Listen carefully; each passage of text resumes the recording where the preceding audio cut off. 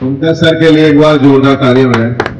I guess I already said at the stage you guys are here. It's a great time today, and all the very best. That's what I said. Mr. Ayush, क्या हाल है आयुष भाई? good morning guys, and it's lovely to see all the super bikers, and we are waiting for you all to come back and have a lovely breakfast with us. So एक साथ ही हमको ride करना है and आप सबसे मुलाकात Riders music festival में होने वाली है 8 and 9 February.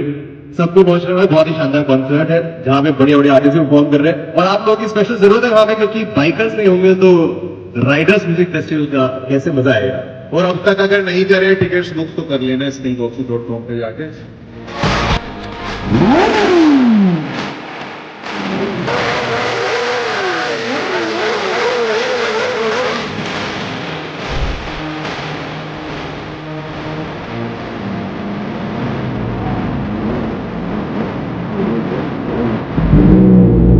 Boom, boom, boom, boom.